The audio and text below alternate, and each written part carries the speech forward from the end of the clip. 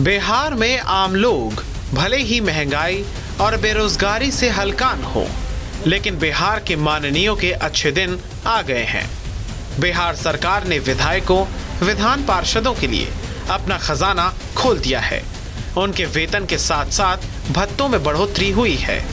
इतना ही नहीं, सरकार ने पूर्व विधायकों का भी खूब ख्याल रखा है और उनके पेंशन में भी इजाफा किया गया है। मंगलवार को मुख्यमंत्री की अध्यक्षता में हुई कैबिनेट की बैठक में यह फैसला लिया गया है। नीतीश कैबिनेट की बैठक में बिहार विधानमंडल के सदस्यों के वेतन भत्ता पेंशन नियमावली में संशोधन की मंजूरी दी गई है। इस पहल से वर्तमान और पूर्व विधायक एवं विधान पार्षदों प्रत्यक्ष तौर वेतन और भत्ता में 30,000 रुपए से अधिक बढ़ने का अनुमान है। इसमें मूल वेतन, क्षेत्रीय भत्ता, वाहन लोन, चिकित्सा भत्ता, स्टेशनरी भत्ता, निजी सहायक भत्ता, रेल और प्लेन भत्ता, आवास भत्ता आदि शामिल हैं। यात्रा भत्ता विधानमंडल से सदस्य के क्षेत्र की दूरी के हिसाब से तय होगा। सदस्यों को प्रति किलोमीटर के हिसाब से टीए मिलता है। वेतन में टीए को जोड़ देने के बाद पटना के विधायक को सबसे कम वेतन, जबकि किशनगंज के विधायक को सबसे अधिक मिलेगा। महागठबंधन की सरकार ने यात्रा कूपन और लग्जरी गाड़ियों की खरीदी के लिए दी जाने वाली रकम को बढ़ा दिया है।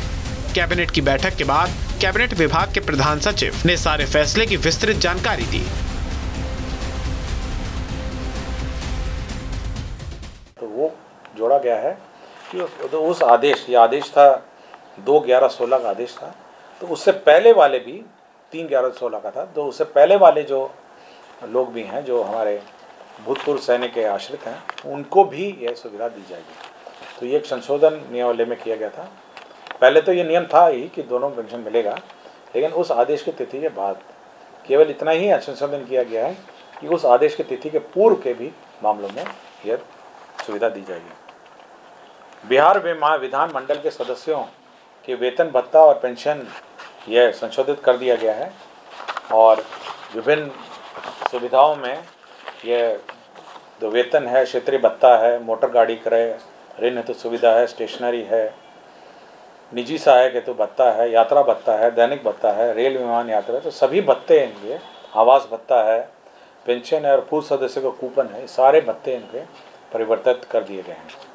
तो ये एक महत्वपूर्ण सूचना है हमारे विधानमंडल के सदस्य और भूतपूर्व विधानमंडल के सदस्यों के लिए। ये आपको विभाग से मिलेगा। ये मैं पीआरडी को दे दूँगा।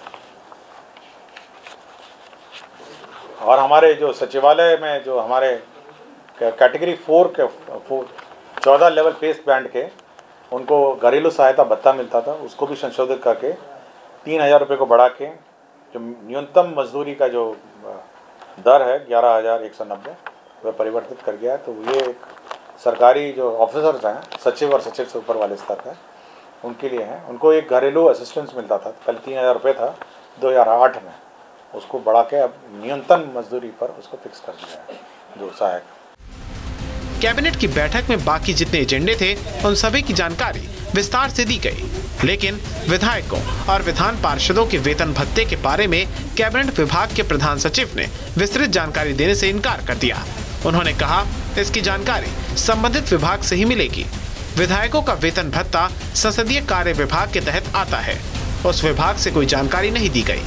कैबिनेट की बैठक में पथ निर्माण विभाग में संविदा अभियंताओं को नियमित नियुक्ति में प्राथमिकता देने का फैसला लिया गया है।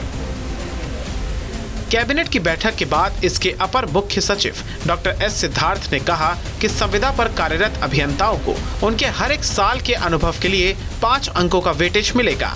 ये अधिकतम 25 अंक होगा। वहीं राज्य के 17 औद्योगिक क्षेत्रों में आधारभूत संरचना के विकास के लिए 466 करोड़ रुपए की स्वीकृति दी गई है। दूसरी तरफ बिहार सरकार ने केंद्र प्रायोजित स्मार्ट सिटी मिशन के अंतर्गत मुजफ्फरपुर और बिहार शरीफ स्मार्ट सिटी योजना पर अनुमानित राशि को घटा दिया है।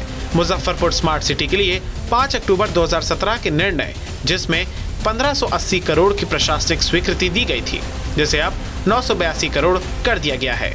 इसी तर्ज पर बिहार शरीफ स्मार्ट सिटी के लिए 27 अप्रैल 2018 में स्वीकृत 1517 करोड़ की प्रशासनिक स्वीकृति को घटाकर 978 करोड़ कर दिया गया है। कैबिनेट की बैठक में पीडीएस को लेकर भी सरकार ने महत्वपूर्ण फैसला लिया।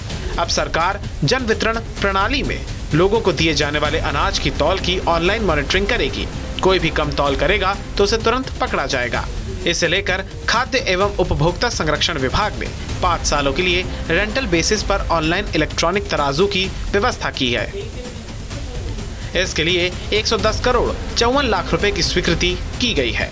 कैबिनेट की बैठक में कुल 40 एजेंडों पर मुहर लगी है, जिसमें महागठबंधन सरकार ने सरकार में नौकरियों के लिए कई पद सृजित करने की मंजूरी दी है। लेकिन अब देखने वाली बात है कि सरकार ने माननीयों की तो बल्ले बल्ले कर दी है, लेकिन बिहार के बेरोजगारों को रोजगार कब तक मिलता है। हालांकि सरकार की ओर से कहा गया है कि वेतन भत्ता वृद्धि से विधायकों और विधान पार्षदों को संसदीय कार्य करने और जन सेवा करने में सहूलियत होगी। आपको बता दें, अभी बिहार में विधायकों और विधान परिषद के सदस्यों को प्रति माह 1.5 लाख से ऊपर राशि मिलती है।